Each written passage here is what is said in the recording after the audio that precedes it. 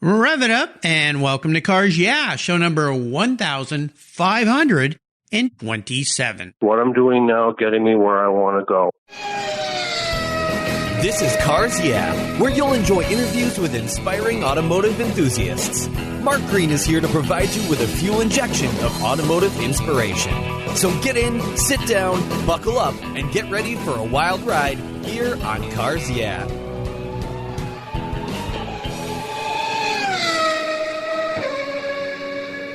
Hello, inspiring automotive enthusiasts, and welcome to Cars Yeah. I'm revved up and very excited to share with you today somebody very special, Dick Berggren. He'll be calling in from Holly Hill, Florida. Dick Berggren has been a college professor, earning a Ph.D. in psychology at Tufts University, racetrack PA announcer, radio announcer, and a TV announcer covering big league NASCAR for over 30 years. As a race car driver, he won 23 feature events, most of them driving in sprint cars. He edited Stock Car magazine for 23 years, and he founded Open Wheel and Speedway Illustrated magazine. He headed the group that raised the funds to build the Northeast Motorsports Museum in Loudon, New Hampshire, that is, which opened in 2017. Dick is a frequent MC at racing award dinners and has earned numerous awards for his journalism and his contributions to racing. We'll be back in a minute to talk with Dick. But first, a word from our valued sponsors who make Cars Yeah possible. We'll be right back. Hey, Cars Yeah, I'm a huge fan of Covercraft. I've protected my vehicles with their products for decades. Want to keep your vehicle's interior looking new? It's easy with Covercraft seat covers. They'll protect your seats from the daily abuse of pets, children, weekend adventures, and even those everyday spills.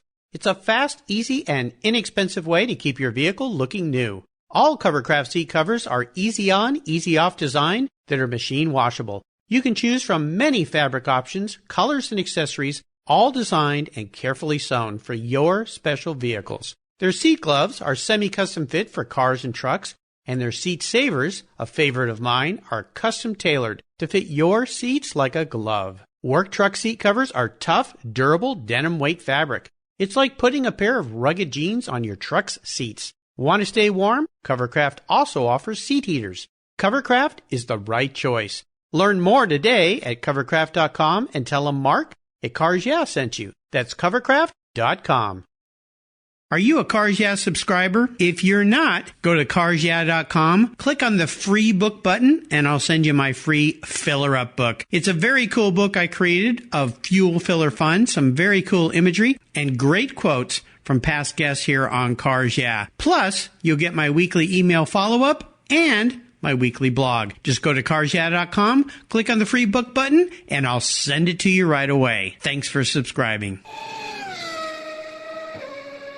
Hey, Dick, welcome to Cars Yeah. Are you buckled up and ready for a fun ride? I'm pulling down on my shoulder straps. I'm ready to go, Mark. All right, I'll try to keep it with the shiny side up, and the sunny side up, I guess would be the best way to say that. I'd like to start this by asking you, you have such an incredibly rounded, rich life. What's one thing that maybe most people don't know about you? My mother wanted me to be a minister. She said I had a good speaking voice. Never mind that I wasn't a religious person at all, but she thought that I would make a fine minister because I could come out with some baloney and project and that sort of thing. I am so glad I didn't follow what she wanted me to do, and instead I followed what I wanted to do. Yeah, a life around race cars. Now, Doug Stokes, who's a listener here, and he's been a great helper to me to find some marvelous people. He tells me something else about you, and correct me if I'm wrong, but back in January of this year, you were awarded NASCAR's Squire Hall Award. Is that right? Yes. In the business of motorsports journalism, that's considered the highest honor you can get. It's delivered at the same time as the Hall of Fame ceremonies in Charlotte, North Carolina.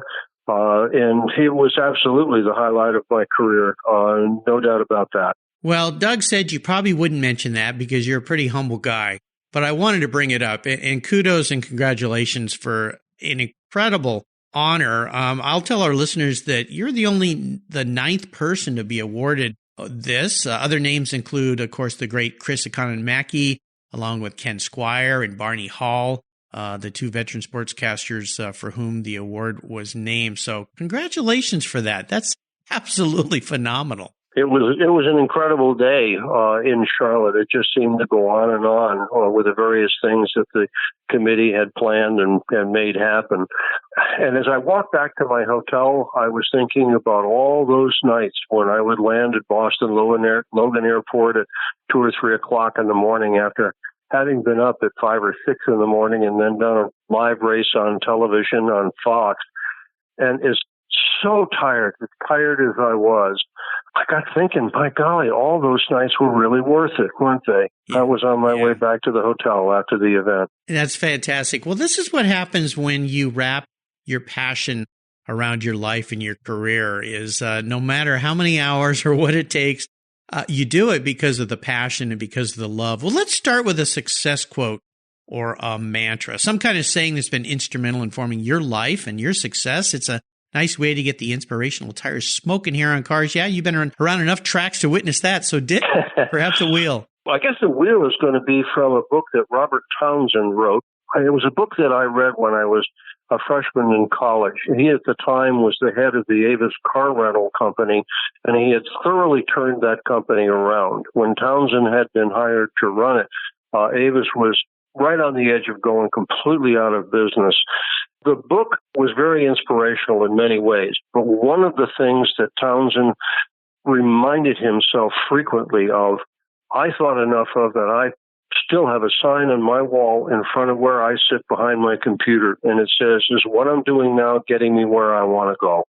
Is what I'm doing now getting me where I want to go? Makes you form goals. If you don't have goals, you better come up with some because you're never going to make them if you don't.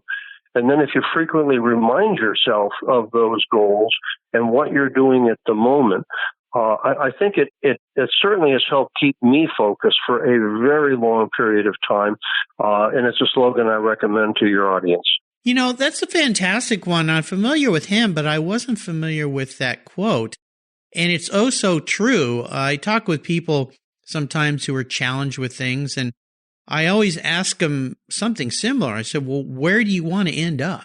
Instead of focusing on where they are right now, where do you want to end up? And it's the same with racing. You raced for a long time, and I raced vintage cars for 12 years, and I remember driving instructors telling me the same thing. You always want to head up. I always hear that in my ear. Head up, head up.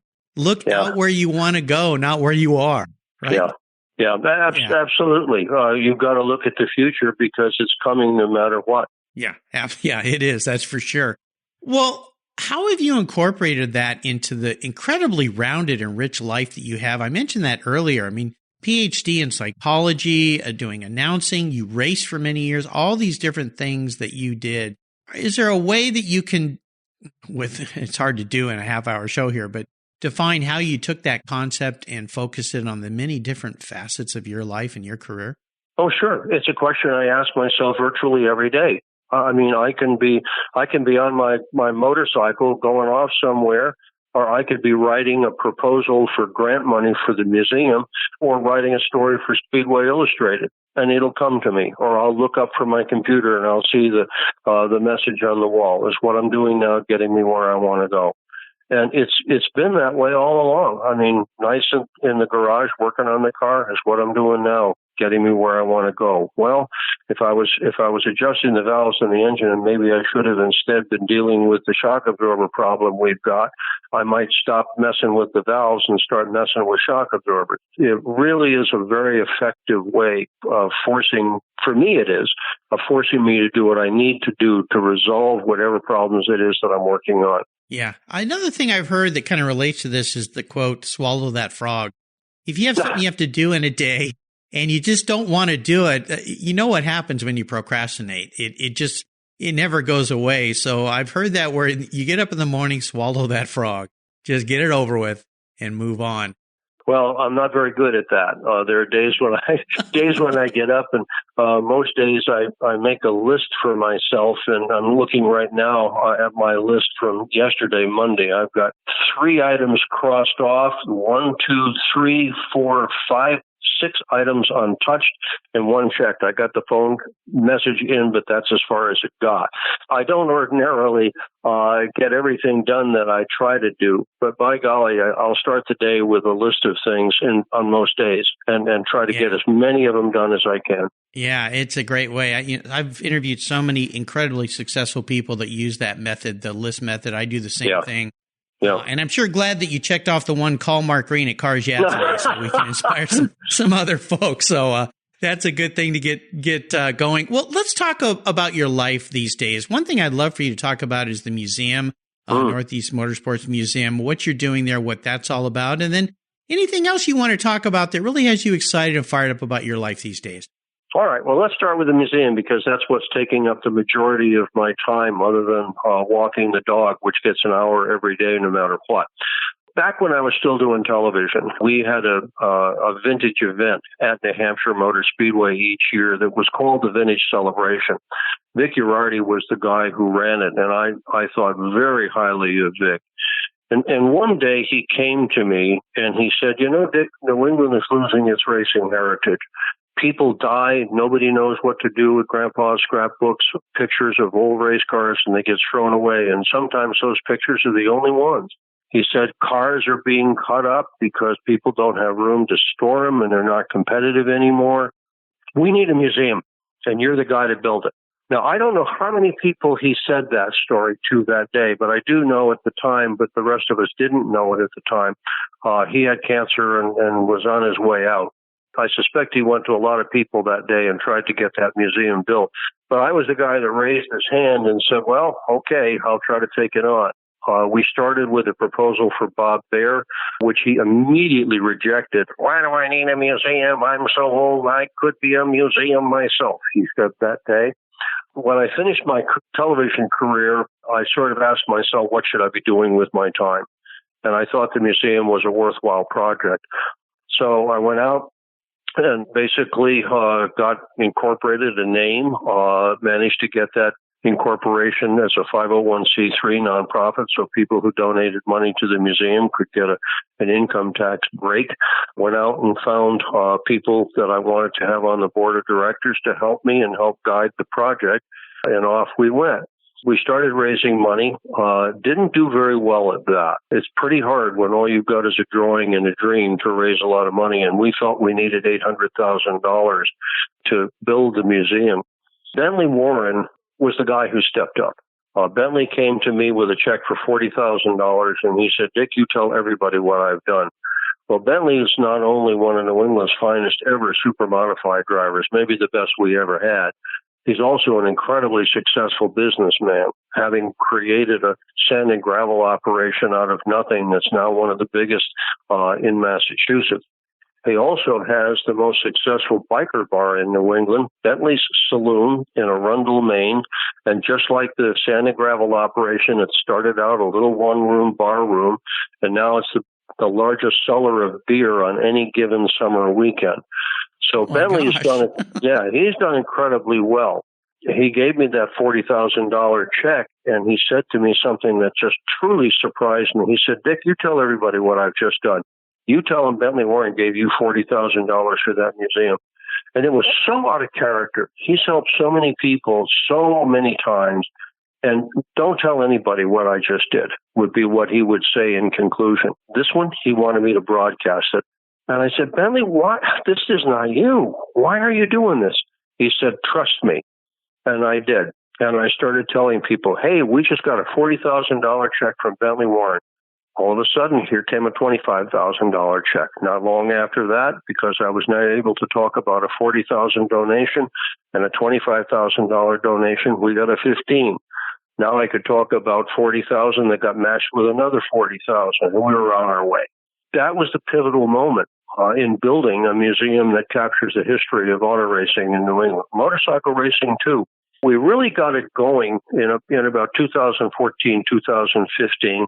And we held a groundbreaking ceremony in 2015 and opened up debt-free with money in the bank in 2017.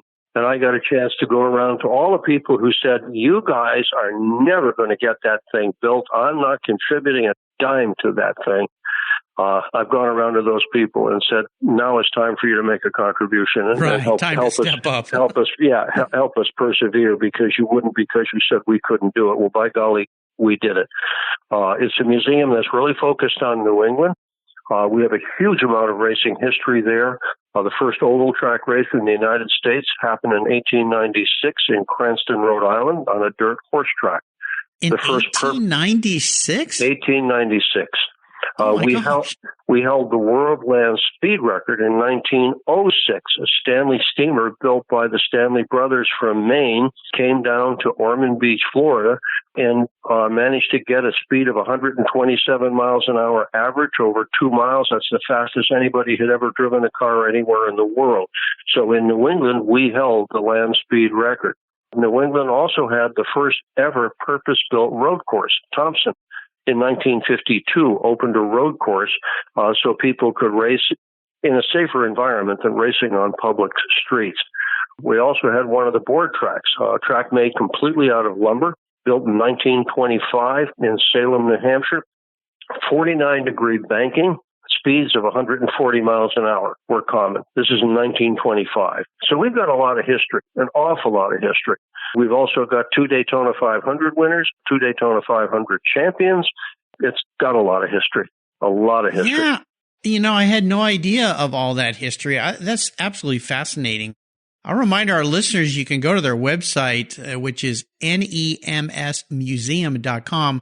And you can find out all the different things they have there. It's a really fun site. Some very cool cars. If you find yourself in that part of the country, definitely a museum worth going to.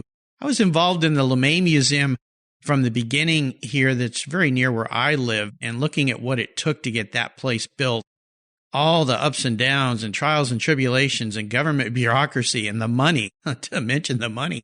It's just, kudos to you and your team for what you guys pulled off, because that is no easy thing to do, for sure. We escaped the government bureaucracy. Early on in the program, I went to senators and representatives and anybody I could find, and they all said the same thing. We're not going to help you. And they didn't. We haven't received 10 cents from the government at any level. This is a museum that was paid for, and it's maintained by people who love automobile racing. Wow. Well, kudos to everybody involved. What a rich history. Fantastic. Well, let's talk a little bit about your life, and I'd love for you to bring up a challenge or even a failure you faced along the way.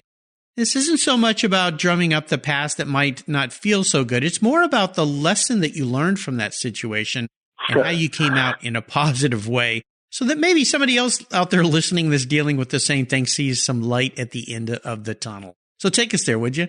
Yeah, I'm going to do 2, and I'll make it brief on both of them rather than going long on one. I tried only once in my life to win a track championship. When I was racing sprint cars and super modifieds, I was also either doing television or I was editing an auto racing magazine sometimes too. And I really couldn't run every race. Well, I took 1 year in which I ran every single race, and I cost myself the championship. There were 2 separate occasions where I worked on the engine of the car and didn't get it right. The one that sticks out in my mind the most is when I was adjusting the valves and didn't tighten the set screw on one of them, and the push rod backed off during the running of a race in which I was leading. And with only 7 cylinders, I lost the race and I lost the championship along with it. The lesson there was do what you do best. Do what you do well. And I wasn't good with wrenches and I wasn't good with tools. Where I was good was driving evil cars fast as they could possibly go and finding people who would help me get there. So that's pretty much what I focused on. The other huge challenge was starting Speedway Illustrated magazine. I was the editor of Stock Car Racing magazine and founded Open Wheel magazine, and we were part of a group of 4 magazines that were owned by Adrian Lopez, who then sold them to Bob Guccione. He had Penthouse fame. In 1999, Guccione sold all of those magazines because he was in deep financial trouble. The company that bought it was a company that itself was in the process of being bought, and they decided in their infinite wisdom not to hire any of the people who had been with the magazine before. This despite the fact that Stock Car was by far the most financially successful auto racing magazine the world had ever seen. So they dumped us all. So here I had all these people, writers, photographers, ad salespeople, art directors. I had all these people who suddenly lost their jobs. And it seemed to me, if you wanted to have a good business, you better have good people. And I figured with a complete team ready to go, it ought to be easy to sell. Well, it wasn't. I spent a long time, almost 7 months, running all over this country with an attaché case and business plans, trying to persuade people to give this group another opportunity in life, hire them all, and let us make auto racing magazines that will make you wealthy. Well, we finally found the guy to do it, and it was in the 11th hour, to the point that 2 weeks before, I had called everybody and hung my head and said, I'm sorry, I failed you. I can't find the money. You all have to get jobs now. Thanks for holding out. I'm just sorry we couldn't make it. There was a message in what happened, and I guess maybe I should have known it before. One of the Chevrolet brothers, a bust of him is at the Indianapolis Motor Speedway. It's just outside the museum. And the caption underneath it simply reads, never give up.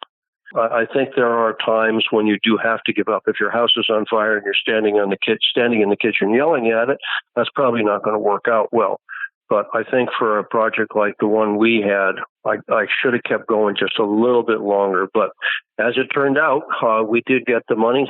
We launched Speedway Illustrated, and in June, we'll have the 20th anniversary of Speedway Illustrated magazine. Wow. What an incredible story. You know, as you were telling the second story, what came to mind were those words, never give up. And I've interviewed hundreds of racers on this show. Yeah, wow. Absolutely. Well, it's because I've interviewed hundreds of racers on this show. And that's their quote. That's every racer's quote. You just can't give up. And you watch all these races. You raced, you know, you might be in fourth place and those three guys in front of you could do something silly. And all of a sudden you cross the checkered flag. So yeah, it's an amazing story. And, you know, congratulations for pulling a rabbit out of that hat. Holy cow. Well, yeah, but then we had to deliver. And the people who had stuck it out with me, they're the ones that really pulled it off, because if they had already scattered to various jobs here, there, and everywhere, the main thing I had going for me was I had all these people.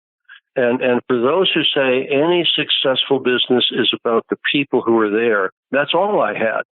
And if they had left, if they'd gotten jobs elsewhere, if they'd given up earlier, we wouldn't have made it. So I think that's where the credit really needs to go. Well, and the credit, again, there's your humbleness, Dick. The credit to you that these people stood behind you. They saw what you were doing and stuck with it, because a lot of people would be a tough thing to do. You need a job, you got to feed your family, and you just say, sorry, I can't just keep doing this. But the fact that they had faith in you. So what a wonderful story. Heartwarming story. Absolutely fantastic. Congratulations on year 22. That's just brilliant. Let's take a short break, thank our sponsors, and we will be right back.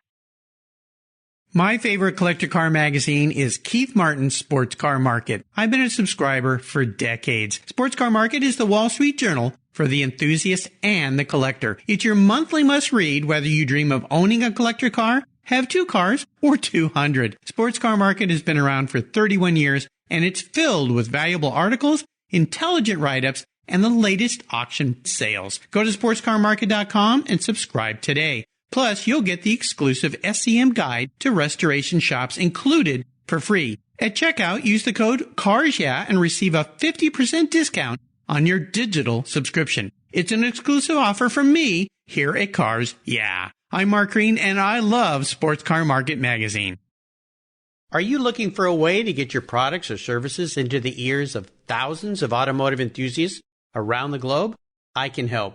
This is Mark Green here at Cars Yeah. And I'd be honored to be an influencer and ambassador for your brand in a unique and personal way. 5 days a week, thousands of subscribers and listeners enjoy the Cars Yeah podcast and website. Contact me today and I'll show you how at mark@carsyeah.com or connect with me through the Cars Yeah website at carsyeah.com.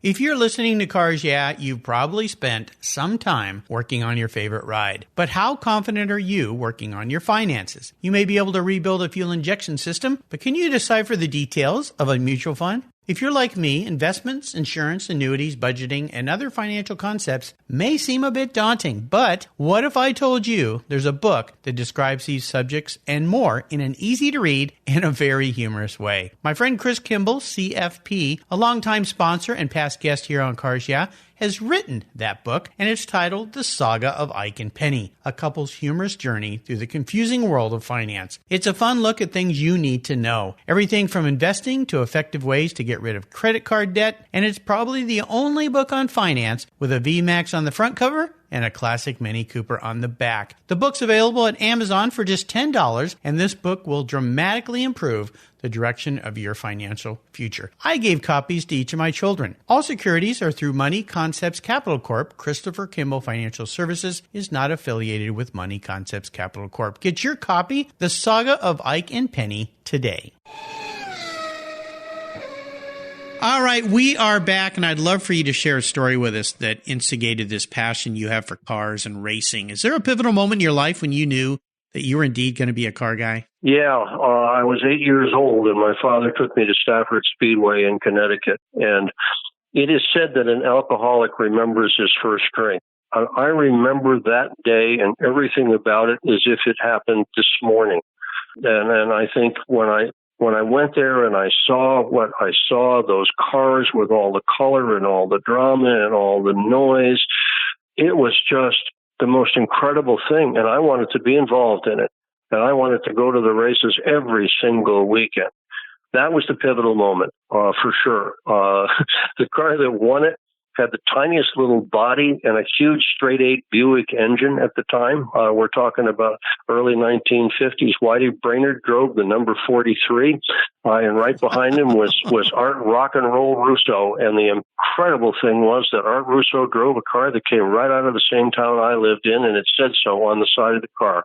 Manchester, Connecticut. And Art Russo quickly became my favorite driver. And we maintained a relationship until the day he died. Isn't that cool? Wow, that is fantastic. Well, let's talk about your first vehicle. Now, this could be the first cool car you got or the first race car that you finally strapped yourself into and went, man, I can't believe I'm here. What was that? And share a memory you have about that ride. Well, let's start out with the first race car.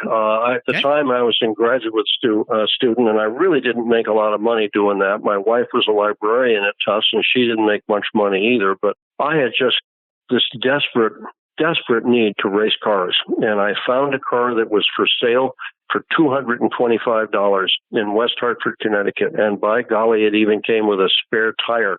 The process of trying to get that car, this was in the fall. There were only 2 race weekends left at the Speedway. So I had to get the car on the day that I found it.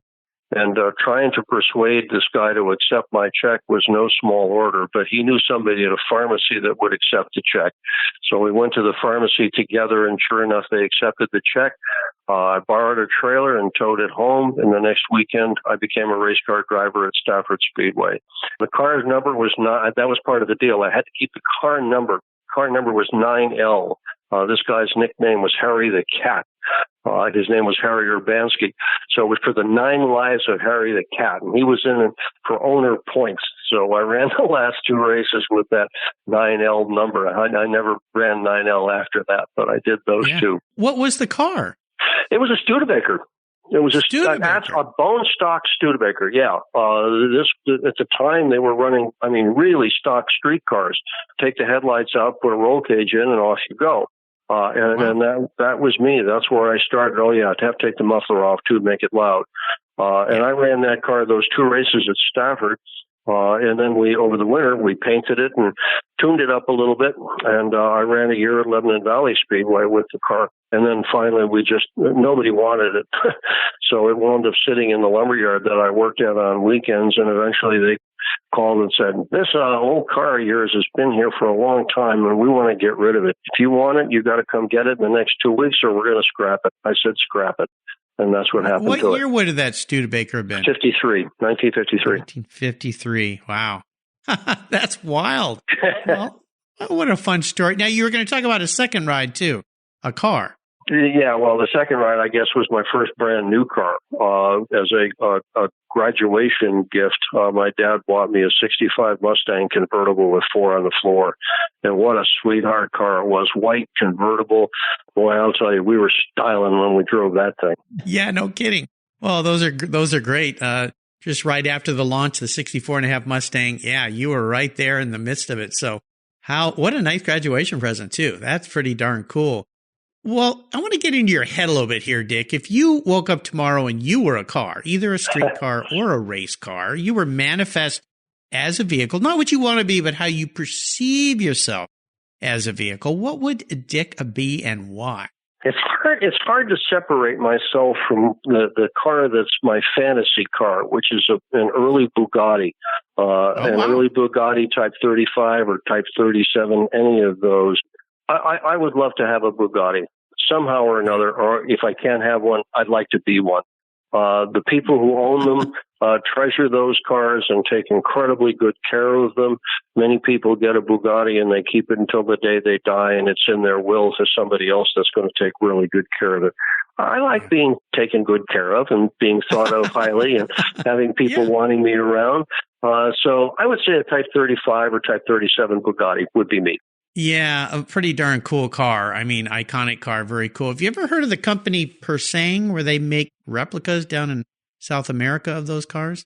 No, I haven't heard that, but certainly the Bugatti name is still out there, the Bugatti Veyron has from time to time been the fastest street legal car in the world. It doesn't have that record now, but they're building a new one to try and recapture that record. Yeah, I had one of the gentlemen, he doesn't work there anymore, but worked there at Persang. It's an interesting company.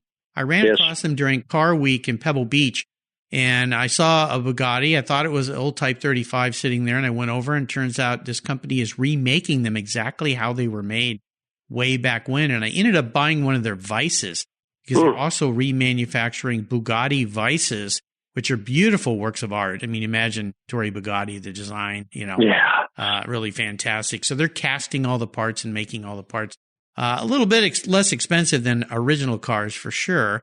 And you can actually license them and drive them on the street, which is kind of cool too. So, I'll have to send you a link to that website.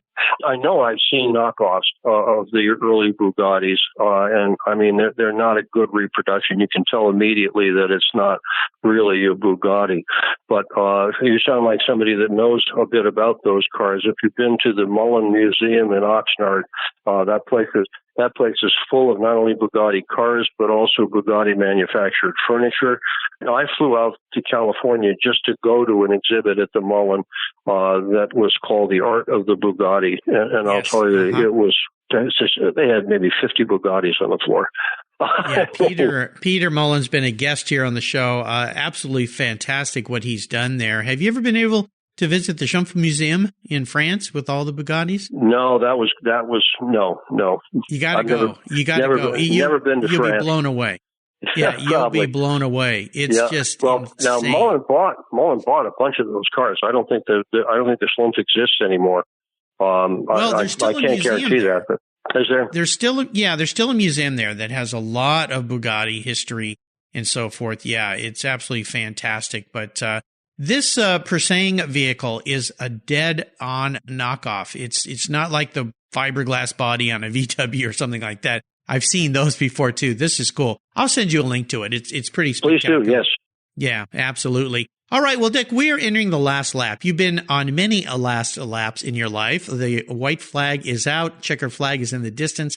I'm going to fire off a series of questions and ask you to give our listeners some very quick blips of that early Bugatti throttle. So here we go. Would you share one of your personal habits you believe has helped contribute to your many successes throughout life? Roger Penske's motto is effort equals results. And I think the fact that I have put so much effort into what I do, whether it's doing a television broadcast or writing a story for the magazine or trying to raise money to found a museum, the amount of time, the amount of energy, the amount of effort I put into things, I think has been really a major factor in what's happened to my life. Well, Penske, there's a guy that, incredible life. Yes. I love that quote. Yes. It's fantastic. How about if I could arrange for you to sit down and have a drink or a meal with anyone in the automotive industry, living or deceased? Who would it be? Big Bill France. Bill France, the original. I would love to hear more of his stories, as he put it, about starting NASCAR, about the beach road course races he used to promote and drive in, where he got the guts and the money to put together the Daytona Speedway. I did get a chance to interview him on a couple of occasions, and each time the interview ended, it was a disappointment because I just wanted to keep hearing his stories. Oh, yeah. I mean, he was a fantastic storyteller, and what he went through to accomplish what he did in his life is just amazing. So, yeah, a beer with Big Bill France. That would be cool. Yeah, I'd like to join you for that one. How about the best automotive advice or racing advice you've ever received from someone else? Oh, that's easy. Races are won and lost in the garage. Yeah, being prepared. I do a weekly blog, and my blog today, on all you listeners out there that haven't subscribed, go to carsyeah.com and click the free book button. I'll send you my free filler up book.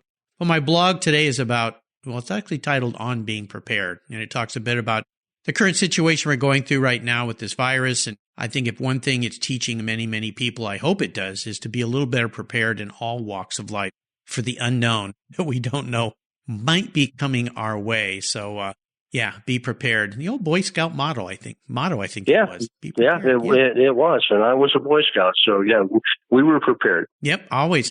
How about a resource? Is there a resource out there that you found that you like that you could share with our listeners? Absolutely. Speedway Illustrated, available only by subscription. But if you go to the speedwayillustrated.com website, you can subscribe there.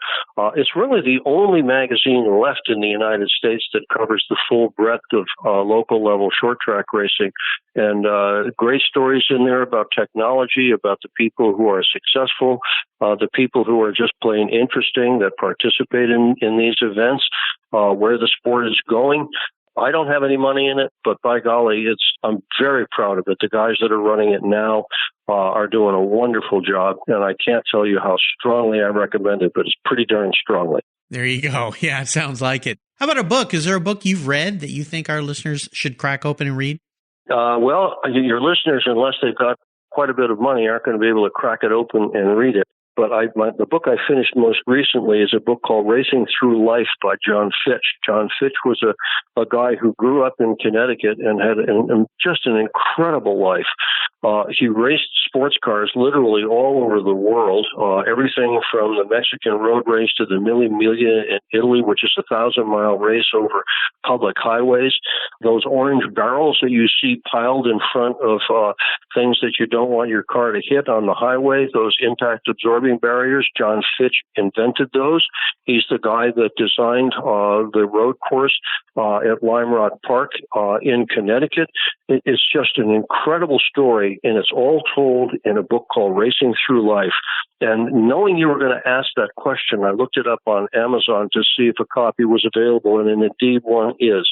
The price, $1,012. I bought the book, I don't know, probably 6 months ago, and I paid, I don't know, $170 for it or something, which was almost the most expensive book I've ever bought. But it's just beautifully written, and the stories of his life and how it went are incredibly well told. So that's a good one. There you go. Some of those books that are so valuable, I wonder if they're out there somewhere where people can find it online at least and read it that way. But you run across some of these out-of-print old books that you can find. I always say visit old bookstores, and, if you like to go to garage sales, you never know. You might find one sitting there. I know that when I leave this planet, my kids are going to have 1,000-plus books that they're going to have to deal with, and they're probably going to roll their eyes and say, "Thanks a lot, Dad." But somebody's going to walk up to that garage sale and go, "I hit the holy grail of car books. Holy cow, this guy really liked cars." So, yeah, it's great. Racing Through Life. I've heard of that book. I don't have a copy, unfortunately, but you listeners out there, start looking. There's a great opportunity for you. All right, we are up to the checkered flag here, place you've been many times, a flag you've seen many times. I'm going to buy you a very cool collector car today, Dick. You've been such a great guest.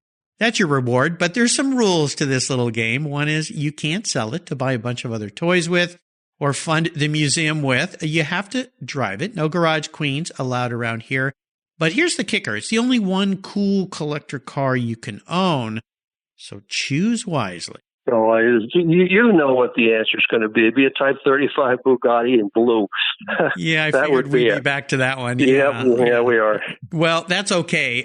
I'm going to send you a picture, an email. I had a friend up here in the Northwest who has one of those cars, and we were at the LeMay Museum. They had a car show, and they invited a bunch of us, and I have my 1987 Turbo parked next to that Bugatti. And they look so wild together, you know, the different designs with the beautiful LeMay Museum in the background. I'm going to send you a picture of that. Oh, please do. We were the first to arrive early in the morning. The sun was coming up. It was quite beautiful. But I would love nothing more than to park one of those in your garage and look at the smile on your face when you raced off down the street in that thing. That's pretty darn cool. Well, you've taken us on a wonderful ride today. I knew you would. Is there a little parting piece of wisdom or guidance you might offer our listeners before you race off into the sunset on that beautiful Type 35 Bugatti? Sure. Just follow the advice of Robert Townsend, and every once in a while, every day, ask yourself, is what I'm doing now getting me where I want to go? Yeah, absolutely. Wonderful. And how can people learn more about the museum again? Is the website the best place? Yeah, the website's the best place. We're closed right now, as is the case, I believe, with every museum in the country. I'm not aware of any museums that are currently open, but we've been closed since very early March. And the website has got pictures of the cars that are in the museum and on the floor, pictures of events that we have run, in particular on Facebook. If you go to Facebook to the museum's page, you can go through there and you can see some of the stuff that we've done. And we've had some very incredible fun events at the museum where people bring cars in and we have speakers in and just do some silly things with slot cars or sim racing or what have you. Nice. So the museum's website's the place to find out more. Absolutely. And that website is nemsmuseum.com. Check it out. I have no doubt that we're all going to come through this current situation in a good way, and it will end and life will go back to normal. Make a point to check out the website in the meantime. Add it to your bucket list. This is a place you should go and check it out if you love motorsports, because it's a fantastic place. And a big shout out to my good friend Doug Stokes for introducing me to Dick. Doug has introduced me to so many spectacular people. Another home run, Doug. Thank you very much. Dick, thanks for being so generous today with your time, your expertise, and your amazing life. Until you and I talk again, I'll see you down the road. Thank you. You're welcome. Hey, Cars Yeah listeners, this is Mark Green. If you love the Cars Yeah podcast, I have something new for you. I've teamed up with Keith Martin, a collector car market expert and the editor of Sports Car Market magazine, to create the Buy, Sell, Hold podcast. Buy, Sell, Hold is the essence of collecting. Together, we take you on an educational ride into the collector car market, talking with industry experts, helping you navigate your collector car journey so you know when to buy, sell, hold. We talk with seasoned experts who buy, sell, and hold investment vehicles, and they'll share their insider secrets on how they make their buying decisions when it comes to making these important investments. You'll find the Buy, Sell, Hold podcast on the Cars Yeah website, on the Sports Car Market website, and if you're a podcast app subscriber to Cars Yeah, Buy, Sell, Hold will come right to your mobile device, just like the Cars Yeah podcast. Automatically. Join Keith Martin and me on a great new venture on the Buy, Sell, Hold podcast today. Thank you so much for joining us on today's ride here at Cars Yeah. Drive on over to carsyeah.com to find show notes and inspiring automotive fun. Download your free copy of Filler Up, a fun book filled with gorgeous photographs of fuel filler fun, including quotes from more inspiring automotive enthusiasts. Download your copy today, and we'll see you next time on Cars Yeah.